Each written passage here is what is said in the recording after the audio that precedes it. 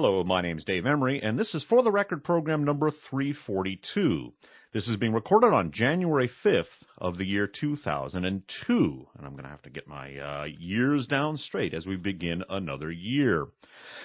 This is not going to be a program, as advertised on the website, analyzing the substance of the 9/11/2001 attacks. That will come in future broadcasts. I'm going to be continuing with analysis of this event and related events for a long time because the waves continue to spread outward.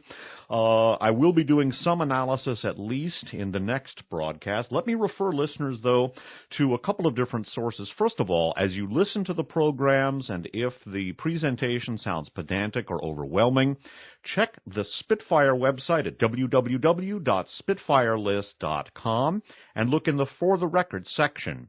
There it will be a detailed and annotated description of each program listing the sources and each point of information. The Spitfire website at www.spitfirelist.com is equipped with real audio, and listeners can hear the pair of segments going out to the stations that carry this program on the Spitfire website. In addition, sister station WFMU-FM has been compiling the For the Record programs on real audio. More recent broadcasts are streaming at www.wfmu.org/Dave Emery. And I'm happy to announce that as of the beginning of January of 2002, virtually all of the For the Record programs, and my understanding is soon all of the For the Record programs, will be available for download only, those that aren't streaming, at a website that is linked both to the wfmu.org/Dave Emery website and to the www.spitfirelist.com website in the For the Record section. That web address is the obligatory http://archive.wfmu.org/archive/D_X/. So as you listen to the presentation, be aware that for all intents and purposes, all of the For the Record programs are available on the Internet, and you can always access those at a library if you are not online yourself. So a big tip of the hat to sister station WFMU-FM. Now, having said that, let's proceed with the focal point of this discussion, which is one of the major links between what I call the Underground Reich and the events of September 11th, and financial powers of center in not only the United States, but elsewhere in the, quote, Western world, unquote, and to the centers of petroleum power in the Middle East, primarily Saudi Arabia. We're going to review some of the substantive elements of Taqwa / Nada management, and we're going to review some elements presented in For the Record 335 and in For the Record 340. I'm going to proceed briskly so we can get to the new material. Financial Times, Friday, November 9th, 2001, has the following article by Hugh Williamson and Philip Jacklin in Berlin.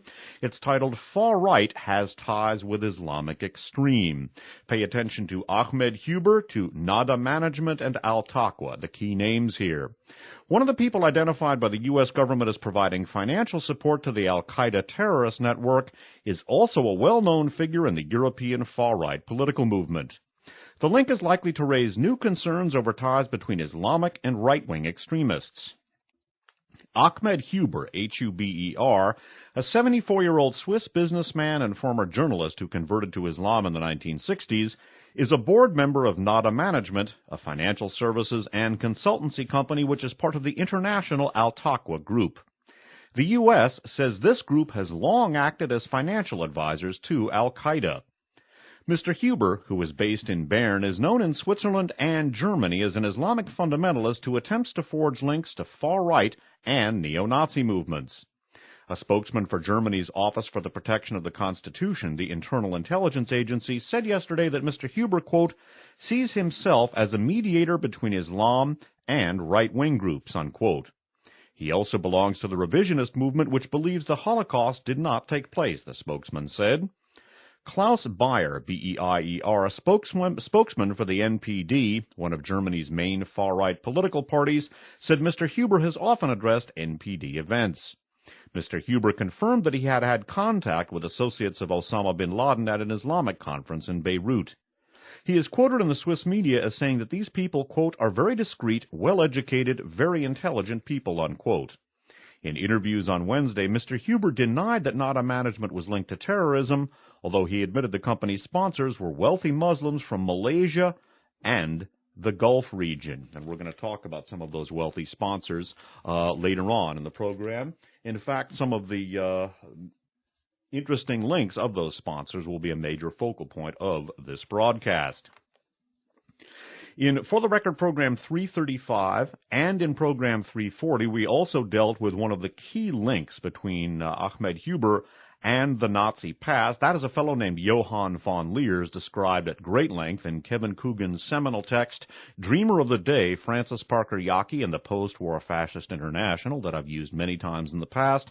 There are many broadcasts featuring excerpts of the text of the Kevin Coogan book, and also a number of interviews with Kevin Coogan that are available either from Spitfire at P.O. Box 1179, Ben Lomond, California, 95005, email mail, mail, at spitfirelist.com, or you can access the material that's on the web at sister station WFMU. Coogan's book is published in softcover by Otano Media, copyright 1999. There's also discussion of von Leers in Martin Lee's 1997 text, The Beast Reawakens, published in hardcover by Little Brown.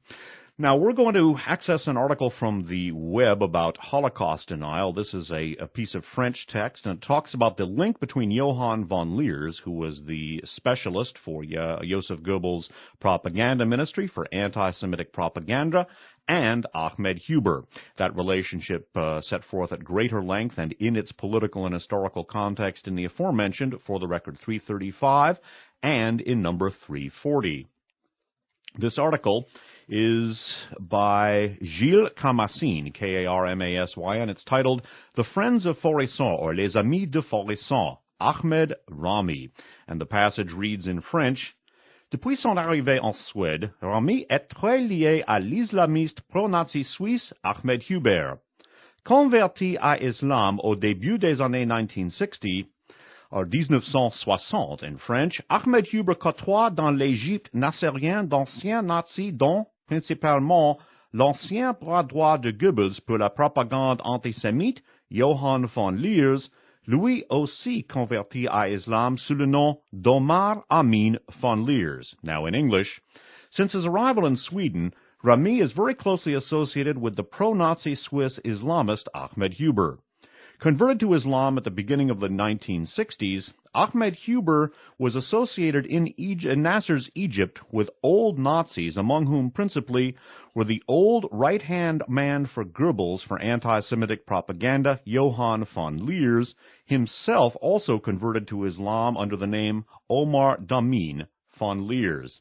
Now, we're going to move from material that we've covered in the past to the present, and we're going to take a look at some of the interconnecting links between Nada Management, part of the Al-Taqwa group, and members of the Saudi elite. And bear in mind that this is a milieu that overlaps not only the German so-called neo-Nazi NPD, but also the Third Reich past, including the operations that took place in Egypt under the auspices of the Skorzeny-Galen CIA mission in the 1950s, and some of the underground Reich and international fascist international links that obtained in that part of the world from the pre-World War II period all the way on up through the present.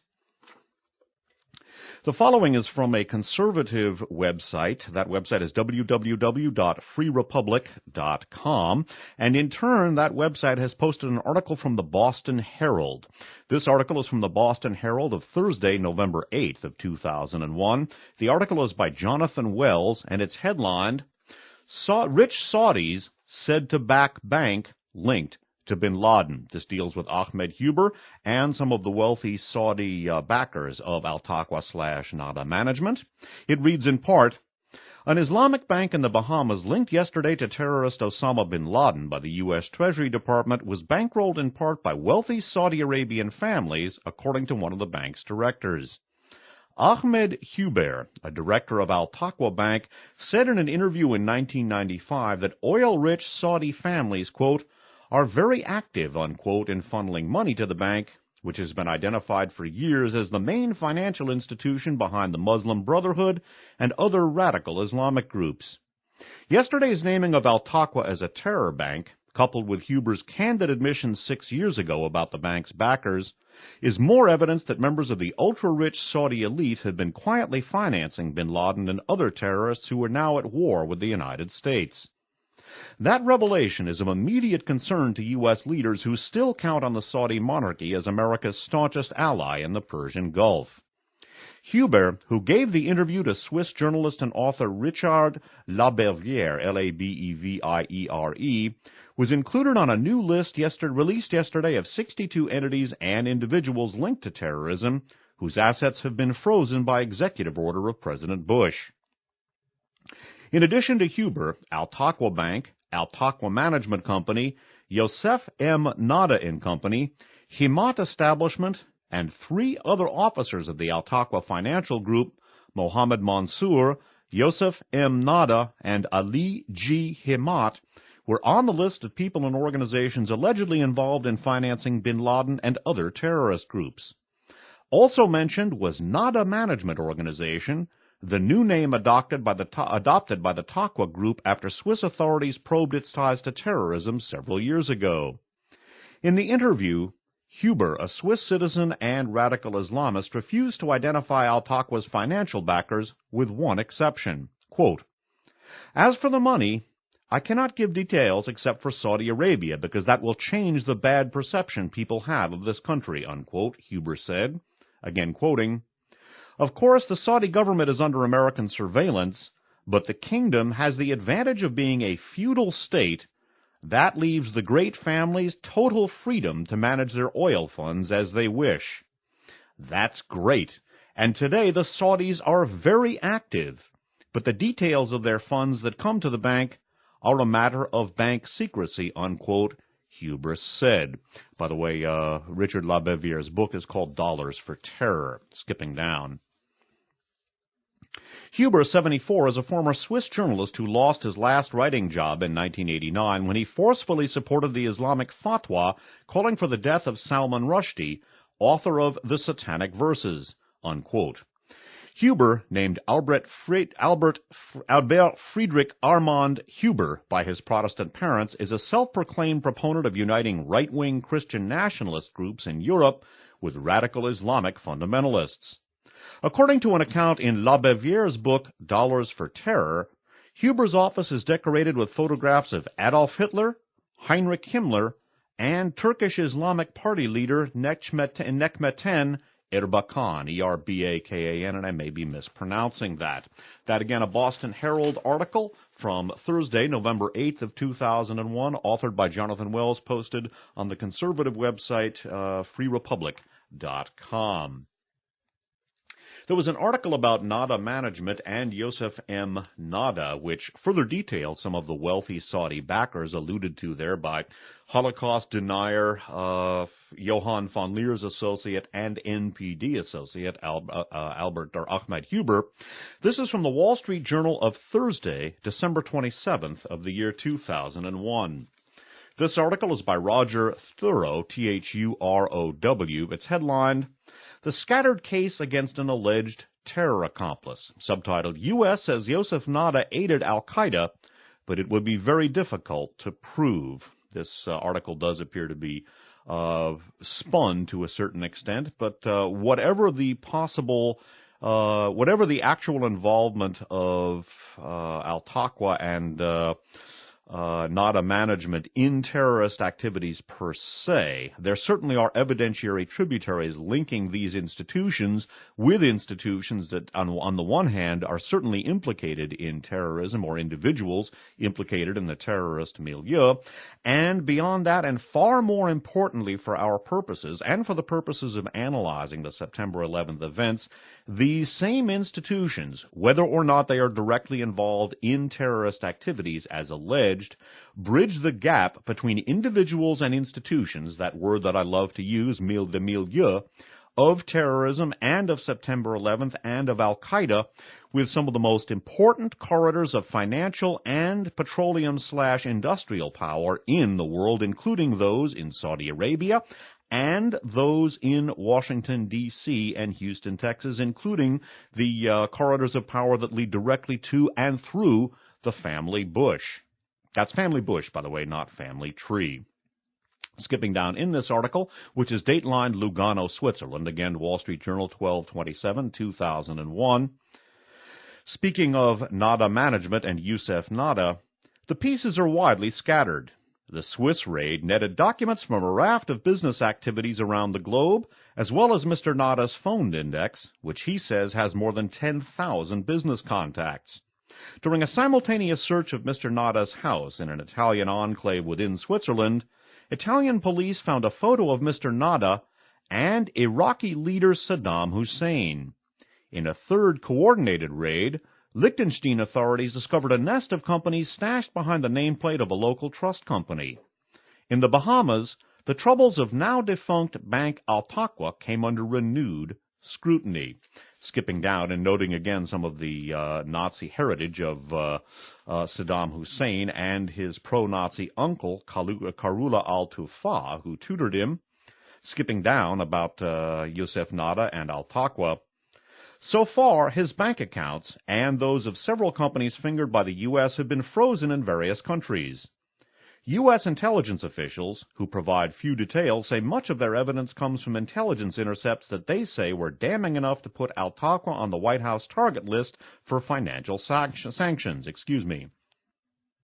And apparently, enough to place Mr. Nada on an immigration watch list of people suspected of terrorist links.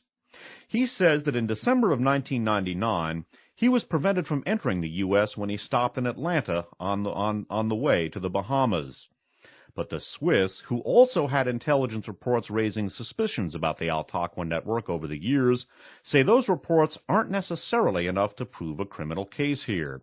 Indeed, Mr. Nada argues that he is a victim of circumstance and that his is a case of guilt by association. Skipping down, I would add there are one hell of a lot of associations here. One wants to avoid guilt by association, but on the other hand, association by guilt is another situation altogether, and that's one to be that's a possibility to be examined here. Mr. Nada speaks openly of being a member of the Egyptian Muslim Brotherhood since he was 17, and he grows animated when recounting how he was rounded up by Egyptian police and held for 2 years with other Brotherhood members in the mid-1950s. He volunteers that the Brotherhood was banned in Egypt decades ago, but notes that it isn't on the U.S. list of terrorist organizations. He says it has nothing to do with Al-Qaeda. By the way, I would add parenthetically a number of members of the Egyptian Brotherhood, or Egyptian Muslim Brotherhood, have turned up in the ranks of Al-Qaeda, whether or not the organization itself is continuing. U.S. intelligence officials cite Bank Al-Taqwa's links to Youssef Qaradawi of Qatar, spiritual leader of the Muslim Brotherhood, who has publicly praised Palestinian suicide bombings against Israeli civilians. Mr. Nada says he has known Mr. Qaradawi for decades and adds that he heads the bank's Islamic legal panel, which reviews investments to assure they comply with Islamic business practices. But does this mean I'm a terrorist, unquote? Mr. Nada asks. And as we move to inside discussion about Al-Taqwa, skipping down again, more about the associations. Mr. Nada's name has also surfaced in various intelligence reports and media stories in Europe and the Middle East over the years, linking his companies with groups throughout the Muslim world, including Hamas, the militant Palestinian faction. 2 of his close business associates have been involved in Islamic centers in Munich and Milan that German and Italian officials have been investigating. And skipping down again, of some of the key Saudi participants in the Nassau, Bahamas Bank Al-Taqwa. Bear in mind the Ahmed Huber discussion from the Boston Herald article that we just looked at. At the same time he was opening this office in the late 1980s, he was also founding Bank Al-Taqwa in Nassau, which attracted more than $200 million from shareholders and investors, including, he says, 6 members of the vast bin Laden family. The bank, he says, became the repository of all of his businesses and operated as a mudarabaha, which he describes as a kind of Islamic mutual fund. So note that 6 members of the bin Laden family were investors in Bank Al-Taqwa in Nassau. I would also note, for the record, so to speak, that Lugano, Switzerland, is the geographical operating center of the Thyssen-Bornemisza family, one of the principal elements in the remarkable and deadly Bormann Flight Capital organization that I've spoken about. We'll touch on that later. I would also note, as we saw in For the Record Program 335, Al-Taqwa/Nada is being investigated by the Swiss authorities in connection with the insider trading in various securities that some have suspected was linked to the September 11th attacks. What we're going to do next is to look at a remarkable article from the Swiss publication Weltwoche. That's spelled W-E-L-T-W-O-C-H-E. That translates World Week. And this is from the Weltwoche publication from the first week of 2002. It had also previously been on the web for the last week, the 51st week of 2001. But it is now on the web as the Weltwoche issue, the first week of the year 2002. The Weltwoche website is www.weltwoche, one word, .ch / etc. The full web address for this article will be posted in the description in the For the Record section for the Record 342. Now, this article from Weltwoche is by Johannes von Donanyi, and I may be mispronouncing that, D-O-H-N-A-N-Y-I. By the way, translation credit on this goes to a member of the listening audience. This is titled Terror Trends, Arms Trafficking, and Completely Legal Financial Enterprises, the Connections of Islamic Terrorism Reach into the Power Centers of the West, and it reads as follows. For over 2 decades, the Pio Manzo Institute has been one of the leading international think tanks. Here on the Italian Adriatic coast, senior statesmen like Henry Kissinger and Mikhail Gorbachev, strategic experts like Edward Luttwak, or futurists like Alvin and Heidi Toffler have debated geopolitical developments. For many years, financier Youssef Mohammed Nada sat in this illustrious circle. The Syrian, who lives on Lake Lugano and holds an Italian passport, is president of the Nada Management Organization, S.A.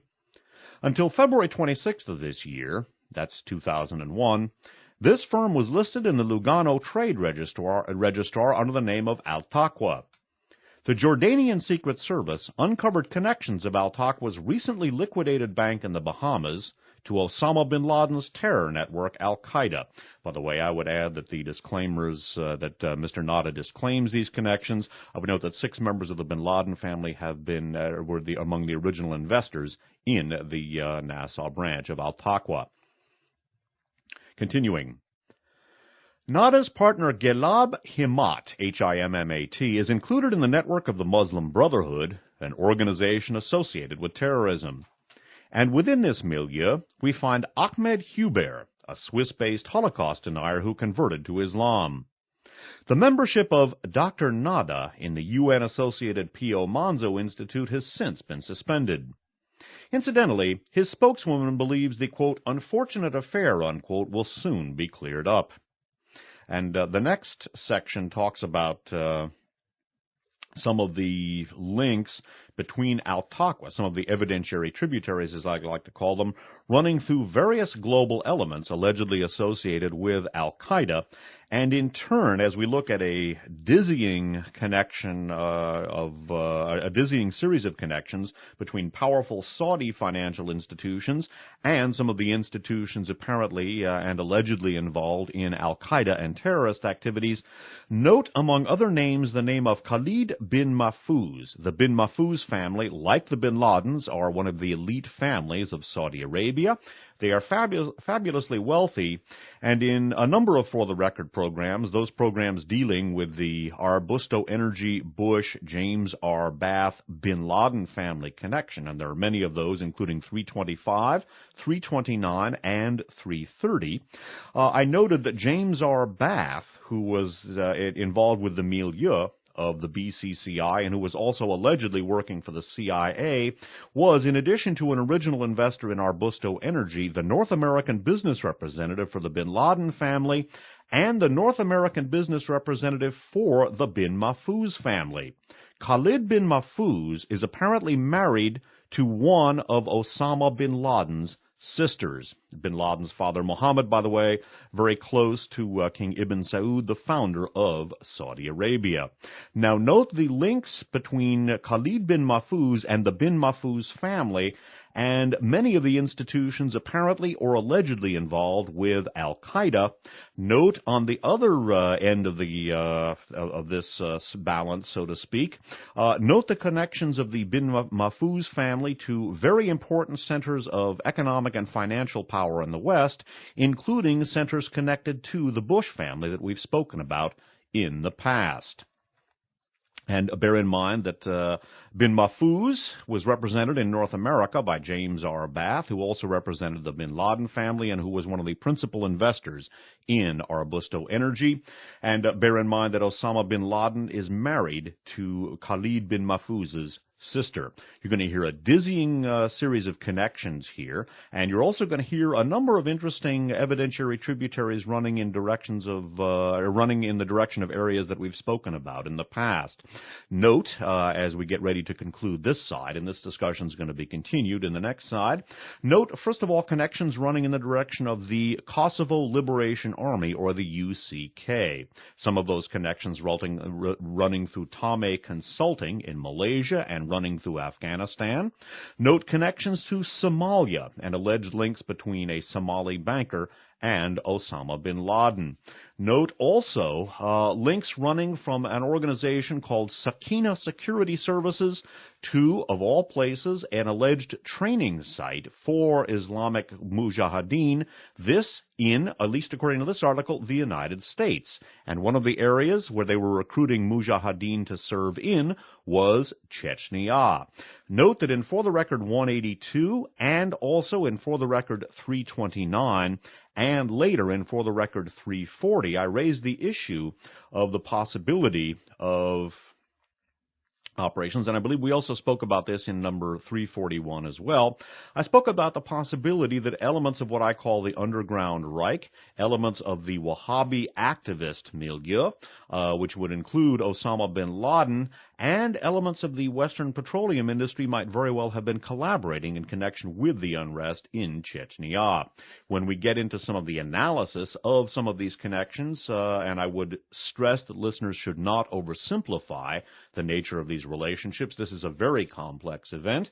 As we get into some of the analysis and speculation, I would note that one of the major dynamics to observe is the very fact that there are a number of different factions and power elements involved in this milieu, and that their interests overlap in some ways, and yet they also conflict in others. That was also true of World War II, in which, among other families, the Bush family helped to finance the Third Reich and fascism, and yet the United States was also, in the end, involved in fighting fascism on the battlefield. That has taken place again. I would also note that it is, in fact, some of the links between some of the corridors of power and some of these elements which, in the end, seems to mandate cover-ups, both political and journalistic cover-ups, and it is those cover-ups that helps to obfuscate some of these realities, and one could say it is those cover-ups that has sort of obligated the very necessity of For the Record. And we're going to continue with that necessity, specifically For the Record 342 in the next side of the broadcast. Remember, Spitfire will carry an annotated description of For the Record 342 in the For the Record section of their website at spitfirelist.com. And sister station WFMU has two websites linked to the Spitfire website, wfmu.org/Dave Emery, with For the Record programs streaming, and a longer website with virtually all of the For the Record programs available for download only on Real Audio. The Spitfire website is also equipped with Real Audio. This concludes Side 1 of For the Record Program 342, Al-Taqwa. We're going to continue with this in the second side of the broadcast. This is being recorded on January 5th of 2002. My name's Dave Emery. Thanks for listening.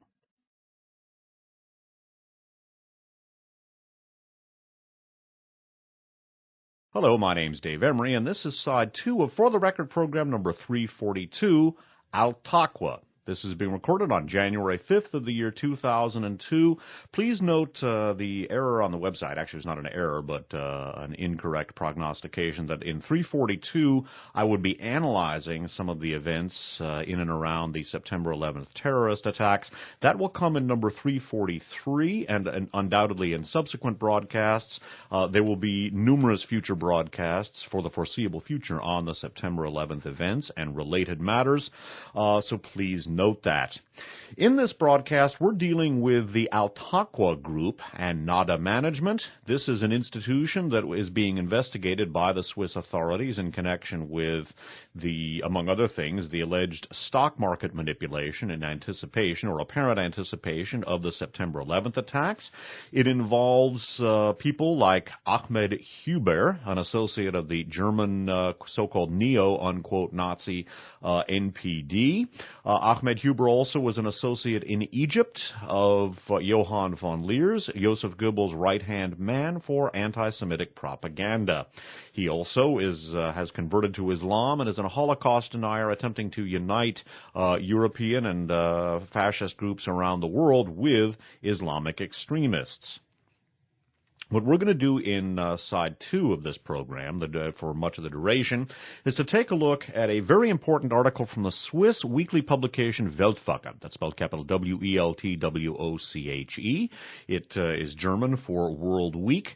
This was published by Weltwoche and is on their website for the first week of the year 2002. It was originally listed on their website for the 51st week of 2001, but is now listed. It's copyright 2001, but is posted on their website for the first week of 2002. Their website, by the way, is www.weltwoche, one word, WELTWOCHE.ch. This article is by Johannes von Dohnanyi, and I may be mispronouncing that, D-O-H-N-A-N-Y-I. It's titled Terror Trends, Arms Trafficking, and Completely Legal Financial Enterprises, The Connections of Islamic Terrorism Reach into the Power Centers of the West. And we're going to pick up with this article where we left off on side 1. Now note in particular here the profound connections between elements apparently or allegedly connected not only on the one hand to NADA Management, but also apparently or allegedly to Al-Qaeda and the terrorist milieu of Osama bin Laden. And note the connections on the other side of the equation to power centers, very important power centers of financial and economic power, financial and industrial power, I should say, in particular petroleum industry power in not only Saudi Arabia but also the United States. Note the evidentiary tributaries connecting this milieu with elements of the Bush family. Note in particular the name of Khalid bin Mahfouz, who is married to Osama bin Laden's sister, an individual that we've spoken about many times in the past, James R. Bath, the North American business representative for the bin Laden family and an original investor in Arbusto Energy, was also the North American business representative for Khalid bin Mahfouz and the bin Mahfouz family. That discussed, and among other broadcasts, 325, 329, and 330, or for the record programs 325, 329, and 330.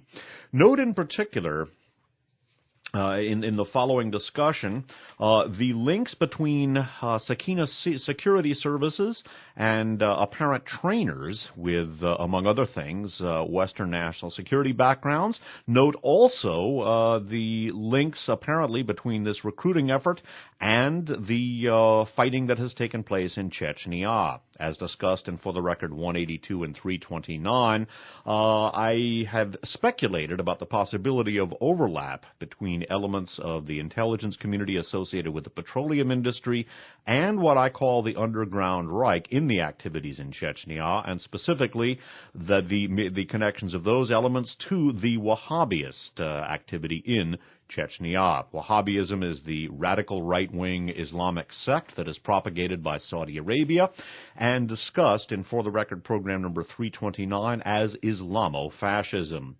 Note also the connections between the bin Mahfouz family, the bin Laden network, and the power elite of Saudi Arabia, and institutions that have, as a matter of public record, been involved on the part of the Saudis with financing Islamic fundamentalism. And note the evidentiary tributaries, as I like to call them, between, on the one hand, elements associated with Osama bin Laden and terrorism, and also, on the other, allegedly, to NADA management. After discussing a NADA spokeswoman's belief that the allegations of terrorism will soon be cleared up, the article then has a section called From Slovenia to Malaysia, and it reads in part as follows. In fact, it reads as follows. She could be in error here, for meanwhile, the Italian authorities are interested in Youssef Nada and his business. In Florence, they've been investigating a Somali banker who was alleged to have transferred gold from Nada's firm to bin Laden. Somalia, by the way, I would add parenthetically, now a projected area of anti-terrorist activity by the United States. Continuing. Early last September, their colleagues in Slovenia uncovered 48 tons of weapons in Koper Harbor. That's Koper. A certain Ismail, with the firm Tame Consulting in Tamantung, Malaysia, had declared the freight as machine parts, unquote. The investigators maintained that the cargo in fact originated from Afghanistan and was intended for the Kosovo Liberation Army in Kosovo. There are indications that the previously hidden trails of evidence also connect to the Nada group. At present, an investigator wished to, quote, neither confirm nor deny, unquote, the respective rumors. By the way, apparently intelligence services in a number of countries have been investigating these allegations and believe them to be substantive. Continuing. Ismail belongs to the Malaysian Muslim organization Al-Arqam. This group runs an international video rental chain which serves as a communication center for the fundamentalist underground. This organization, which in Malaysia has been prosecuted for using religion as a cover for subversive activities by its founder, Ashari Muhammad, is a recruiting center for Osama bin Laden's holy warriors from Malaysia, Brunei, Indonesia, and the Philippines, according to Singapore's intelligence service. The Internet reflects some of the interlocking areas in international terrorism. On one of Al-Arqam's websites, filled with religious content, there was a link entitled Alice in Wonderland. For the initiated, knowledgeable reader, this was in fact a portal to a wonderland of hate and violence. From here, the link eventually leads to a site for Sakina Security Services, a firm registered in London. The Sakina Security Services is one of the main links here. By the way, the formal title of this article was Im Wunderland das Hasses, Hasses, and I believe that means malice in Wonderland is basically what that means. That's the formal title. I read you the English translation of terrorism, etc., etc. At the beginning, by the way, this was translated for us by a listener. Now, returning to the substance of the article of Sakina Security Services, we read, Sakina Security Services was a thinly disguised organization for the recruiting and education of Jihad warriors, unquote. The website contributors, according to their own admission, learned their trade in, quote, in the British SAS, that's their Special Air Services, commandos, the French Foreign Legion, the U.S. Marines, the Libyan Special Forces, and the Soviet Spetsnaz, that's the former Soviet Special Forces, unquote. Sakina offered a 2-week terrorism course in America, note that, as, quote, the ultimate jihad challenge, unquote. The course syllabus included sharpshooting, jungle warfare, arms smuggling, and the art of preparing an ambush. At the very bottom of the web page was a link to the actual destination, a mosque in front of the blazing word Chechnya, unquote. The past tense is noteworthy. In the middle of last week, British police sacked the offices of Sakina Security Services in southeast London and arrested business manager Suleiman Bilal Zainul Ibidin. Sakina founder Muhammad Jamil escaped, however. The education offer, unquote, like most of these belonging to Islamic extremists, is no longer operating on the Internet. The, quote, training area, unquote, in America has still not been located. Zainul Abidin has close contacts to the supporters of Islam, unquote, which Egyptian-born Abu Hamza leads out of his mosque in Finsbury Park, London. Hamza has allegedly fought in Afghanistan. He spread bin Laden's call for holy war on the Internet, quote, "Whoever takes up the sword will rule the world," he preached to his followers, who last year joined him at a paramilitary training camp. Abidin maintained contacts to Syrian-born Sheikh Omar Bakri in the London suburb of Tottenham. He claims not to understand the reasons for Sakina Security Service's closure, quote, "They only joined to swim, box, and practice martial arts together," unquote. Bakri has expressed sympathy for bin Laden in the past. From Palestine to Kashmir to Bosnia and Chechnya, quote, "All occupied Muslim territories must be liberated by a holy war," unquote. Most fundamentalist Internet sites eventually refer visitors to Mabata, which is one of the electronic media mouthpieces for Libyan leader Muammar al-Gaddafi. A radical, thorough investigation and exposure of the international financial structures is crucial for the success of the declared worldwide, quote, war on terrorism, unquote. The relationship between the billions of dollars upon which the terrorist accounts feed and those in Western power centers. I'm going to repeat these last sentences because, in fact, it is this dynamic that is what has permitted many of these relationships and networks to continue. At times, I think they are exploited by elements associated with the petroleum industry for covert operations and basically as homme de main. In turn, I think they have been used for what is quite literally, despite the connections of powerful Western elements to these powers of center, for a war against the United States, analogous in that regard to the Second World War in this context. Repeating these last couple of sentences, a radical, thorough investigation and exposure of the international financial structures is crucial for the success of the declared worldwide war on terrorism, unquote. The relationship between the billions of dollars upon which the terrorist accounts feed and those in Western power centers. It goes without saying, writes the Paris-based information service Intelligence Online, quote, that the business of the bin Mahfouz clan was barely scrutinized, either in Europe or in the United States, unquote. Now, note that Khalid bin Mahfouz is married to Osama bin Laden's sister, and note the connections on the one hand between the bin Mahfouz milieu and al-Qaeda, also on the other to BCCI itself, with many connections to terrorism, drug smuggling, the intelligence community, the Iran-Contra affair, and elements associated with the Bush family. And note again the link here to James R. Bath, although his name is not mentioned in the article. Note that Khalid bin Mahfouz's North American representative was James R. Bath. Turning back to the discussion of the bin Mahfouz family. Multi-billionaire Khalid Salim bin Mahfouz was not merely one of the key figures in the international scandal surrounding the Bank of International Credit and Commerce, the bank used by Muslim fundamentalists, secret services, and organized crime. Bin Mahfouz was also a partner to the bin Laden family, among others, in banking and telecommunications sectors, in the oil business, and in the American pharmaceutical firm Hybridon. By the way, I would note that that's located in Cambridge, Massachusetts. The Boston area was the geographical base for the bin Laden family in North America, and many key members of the bin Laden family were flown out of the United States right after the September 11th attacks, when all flights were grounded, all commercial flights, and this was before the FBI could interrogate them. Continuing. Speaking of the bin Ladens and the bin Mahfouzes, both families are business partners of Saudi financier Gait Faron, who likewise played an important role in the BCCI scandal, and who, in the mid-1980s, became embroiled in an abortive operation in the Seychelles Islands to buy atomic weapons for Gaddafi.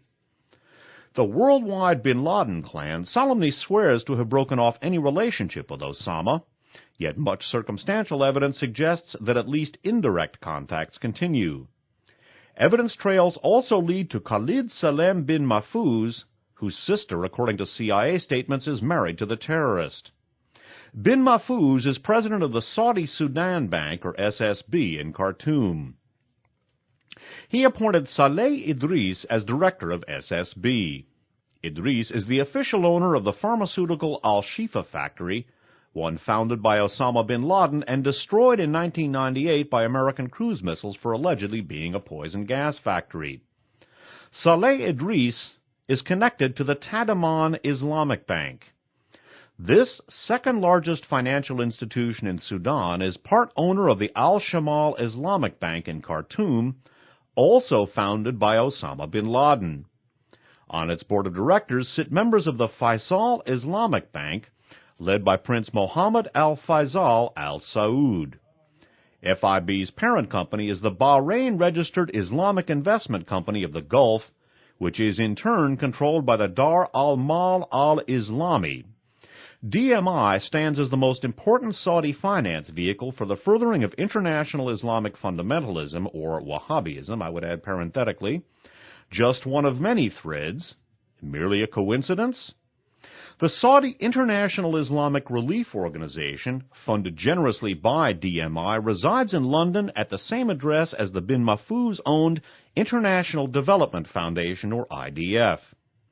Into the IIRO allegedly flowed money of the aforementioned Al-Taqwa management of Lugano, Switzerland. One more time, that last sentence, dealing with one of the sort of end repository elements of this very complex web of evidence that we've been looking at. Into the IIRO allegedly flowed money of the aforementioned Al-Taqwa management of Lugano, Switzerland. It is certain that Osama bin Laden earlier received money from IIRO. Coincidence?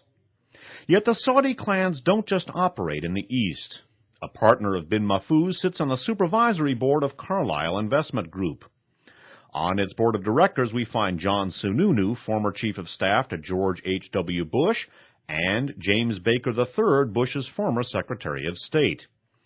President of the board of directors is Frank Carlucci, Reagan's defense secretary, and I would add a highly paid consultant to Carlyle as the aforementioned George H.W. Bush, the ex-president, who has visited the bin Laden family headquarters on 2 occasions. I would add that the younger George Bush sits on the board of directors of a Carlyle subsidiary. That is not mentioned here, but the elder Bush is described here as an advisor to the board of a Carlyle subsidiary. Continuing.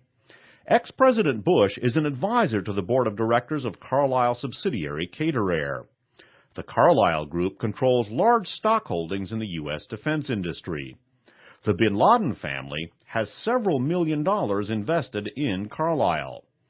Should the financial connections between the bin Ladens and al-Qaeda founder Osama be proven, then in effect the terrorist would receive a dividend for every missile fired on Afghanistan. I would note that the bin Laden family has since pulled out of the Carlyle Group, at least formally.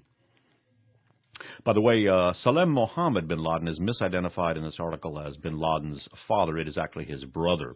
At the end of the 1970s, Osama bin Laden's brother, Salem Mohammed, who became an early investor in the Texas oil company Arbusto. By the way, this is Salem Mohammed bin Laden's father was named Mohammed. It is a large family, and many of them have the same names. Continuing. However, the bin Laden-Bush family connections are a matter of public record, and bear in mind the North American business representative for the bin Laden family was the same, James R. Bath, who represented the bin Mahfouz family. Continuing. Speaking of Arbusto Energy, the primary owner was the current president George W. Bush. Arbusto later merged with Harkin Energy.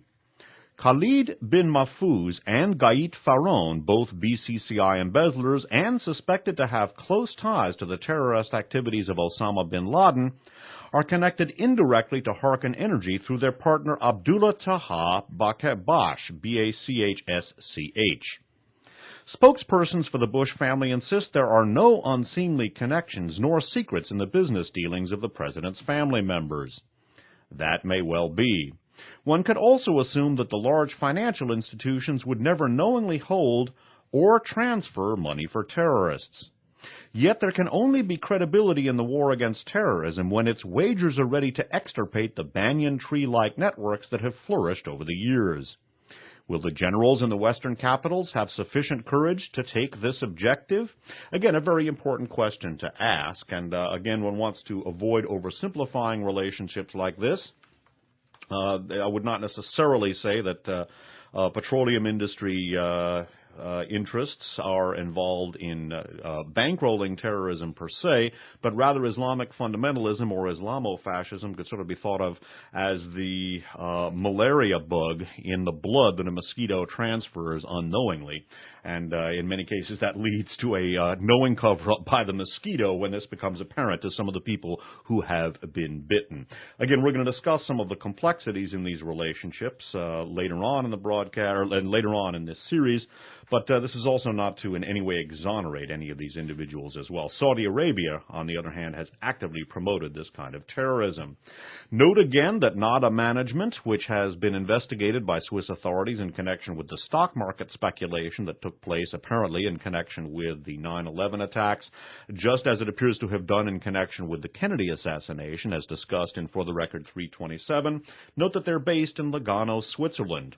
Note also that that is the base for the Thyssen-Bornemisza family, one of the major elements in the Bormann organization about which I've spoken so many times.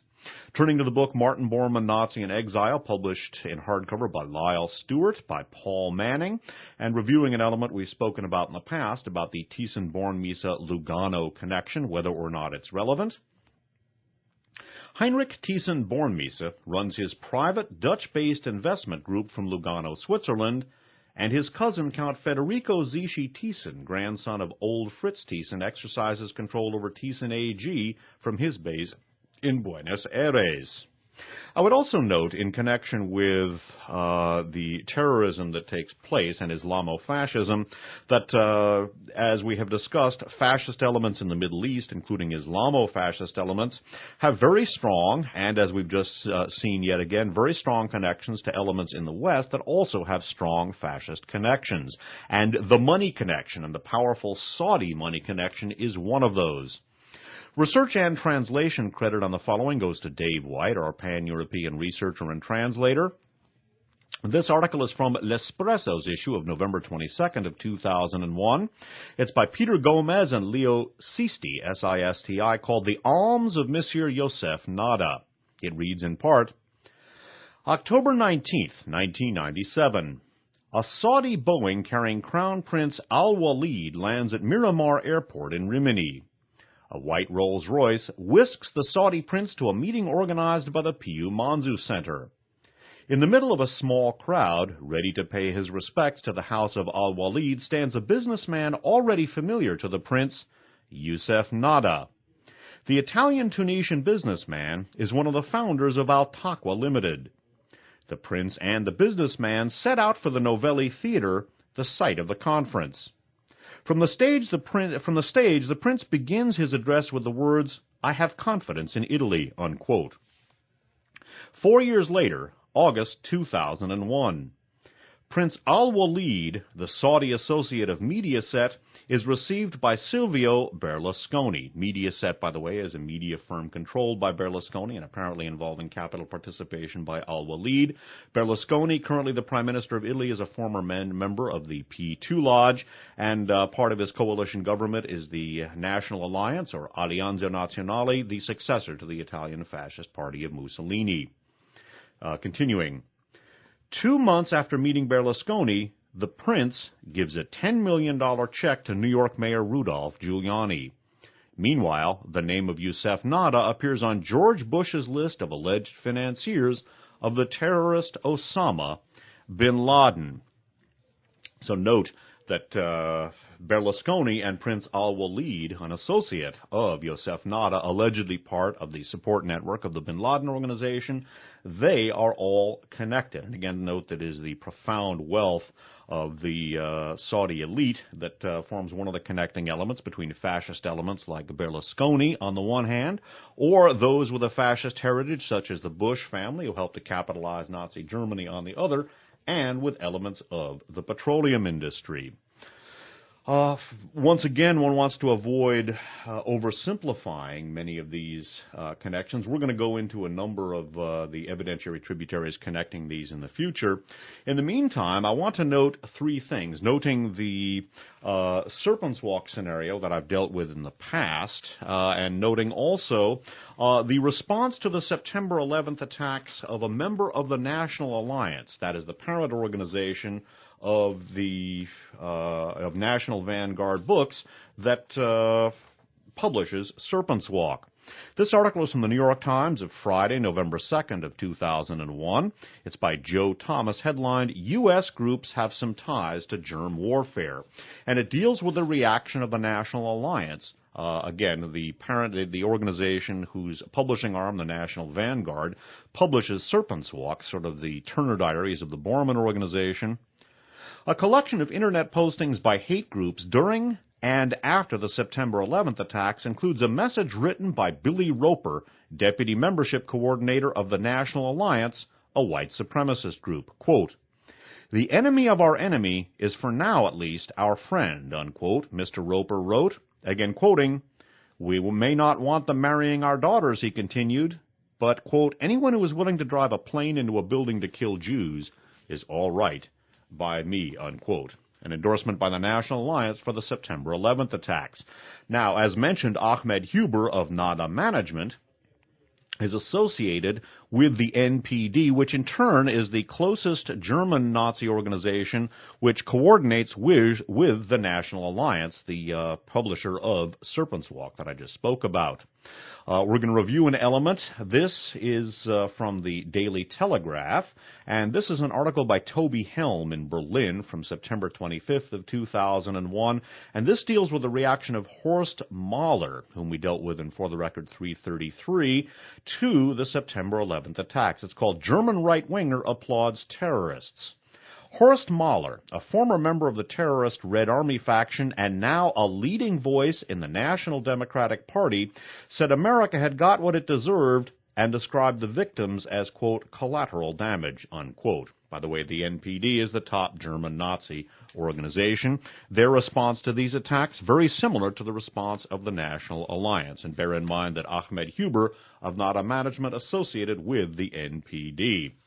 And the concluding element we're going to talk about is an interesting observation about Al-Qaeda and the phenomenon behind its popularity. This from the LA Times of Monday, December 31st of 2001. A story by David Lamb titled, "For Muslims, bin Laden's star is fading as quickly as it rose. Whether or not that's true, note the following observation, quote, Islam became politicized, and when religions are politicized, that's dangerous, historian Khaja Massoud said in Islamabad." Again quoting, speaking of Islamic peoples, "But our real problem is economic. Our societies are in crisis. They're illiterate, impoverished, jobless. That makes it easy for religious leaders to exploit people at the bottom. It enables fascism to come out of the closet. What we're seeing here is that fascism wears religious cloaks," unquote.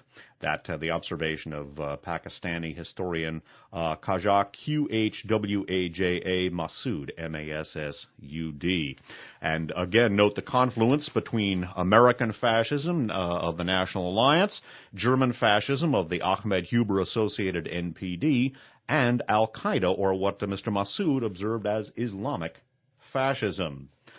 The various programs, including previous For the Record shows, available from Spitfire, Spitfire, one word, P.O. Box 1179, Ben Lomond, California, 95005.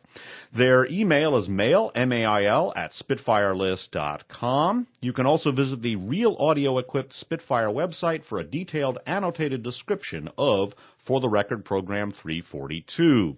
That website is spitfirelist.com, www.spitfirelist.com. Sister station WFMU in Jersey City, New Jersey is archiving the Real Audio shows. On the more recent programs are streaming at www.wfmu.org/Dave Emery.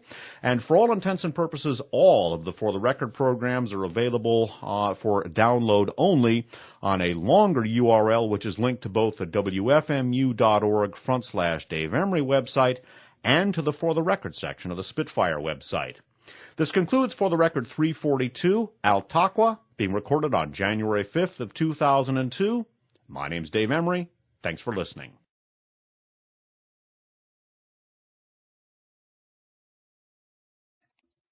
Ahmed Huber, Huber, a 74-year-old Swiss businessman and former journalist who converted to Islam in the 1960s, is a board member of Nada Management, a financial services and consultancy company which is part of the international Al Taqwa Group. The U.S. says this group has long acted as financial advisors to al-Qaeda. Mr. Huber, who is based in Bern, is known in Switzerland and Germany as an Islamic fundamentalist who attempts to forge links to far-right and neo-Nazi movements.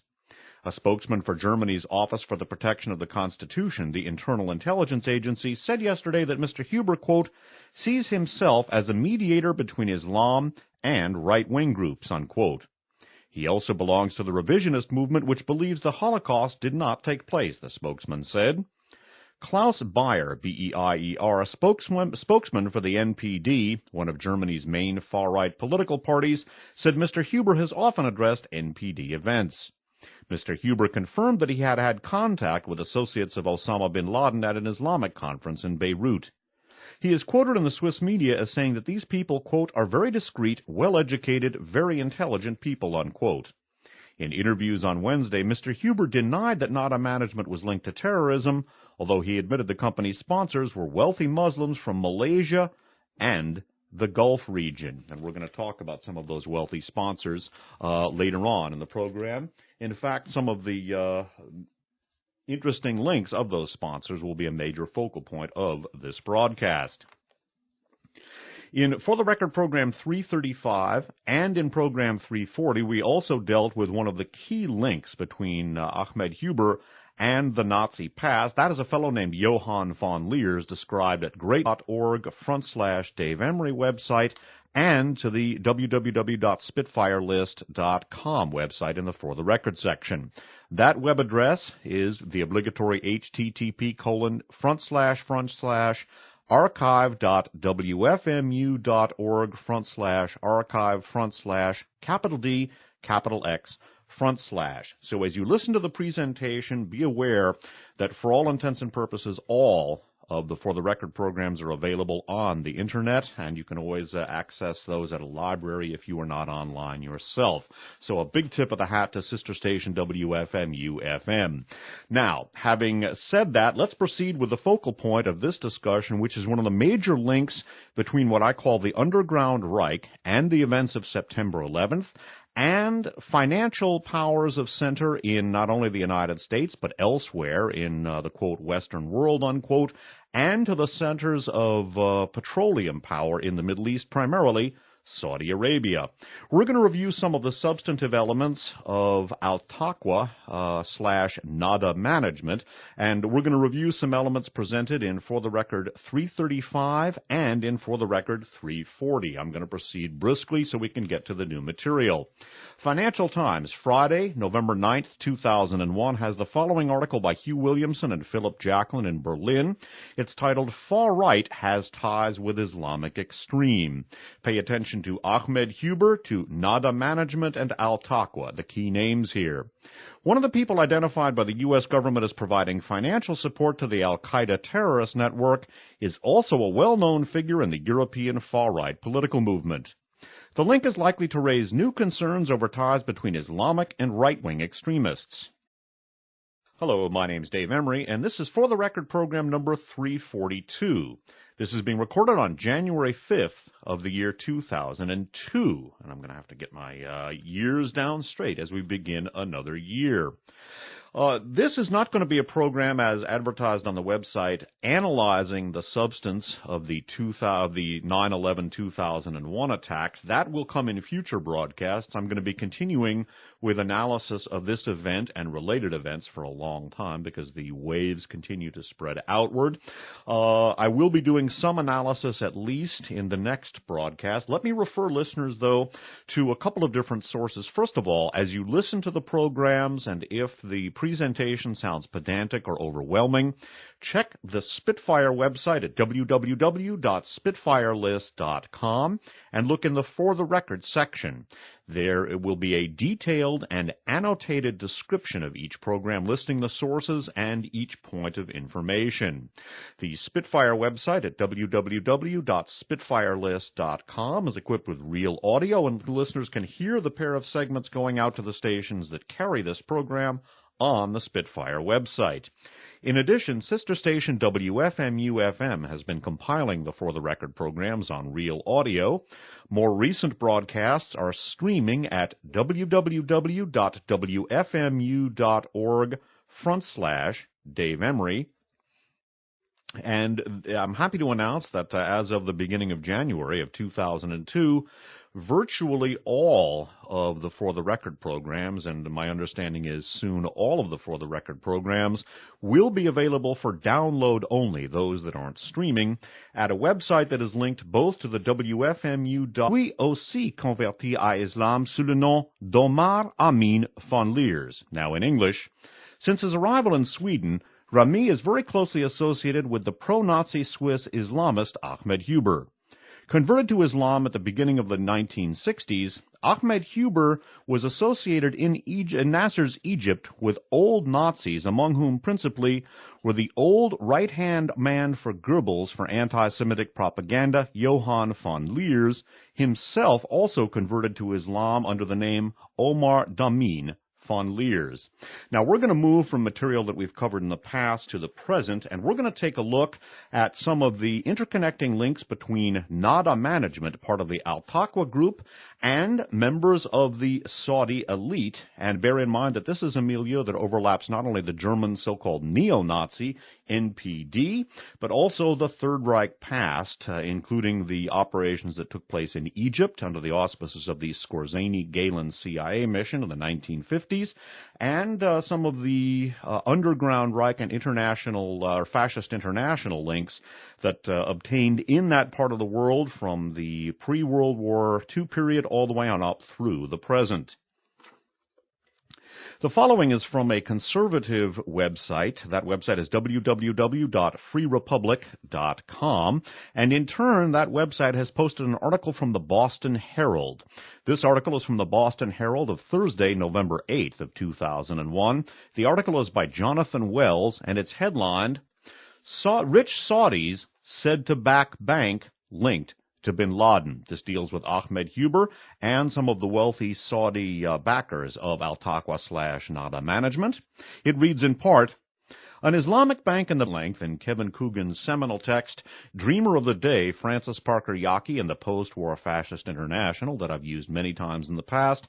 There are many broadcasts featuring excerpts of the text of the Kevin Coogan book, and also a number of interviews with Kevin Coogan that are available either from Spitfire at P.O. Box 1179, Ben Lomond, California, 95005, email, mail, at spitfirelist.com, or you can access the material that's on the web at sister station WFMU. Coogan's book is published in softcover by Otano Media, copyright 1999.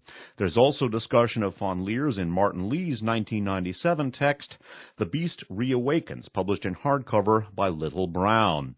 Now, we're going to access an article from the web about Holocaust denial. This is a piece of French text, and it talks about the link between Johann von Leers, who was the specialist for Joseph Goebbels' propaganda ministry for anti-Semitic propaganda, and Ahmed Huber. That relationship set forth at greater length and in its political and historical context in the aforementioned For the Record 335 and in number 340. This article is by Gilles Camassine, K-A-R-M-A-S-Y, and it's titled The Friends of Foresson, or Les Amis de Foresson, Ahmed Rami. And the passage reads in French, Depuis son arrivée en Suède, Rami est très lié à l'islamiste pro-nazi suisse Ahmed Huber. Converti à l'islam au début des années 1960 in French, Ahmed Huber côtoie dans l'Égypte nassérienne d'anciens nazis dont, principalement, l'ancien bras droit de Goebbels pour la propagande antisémite, Johann von Leers,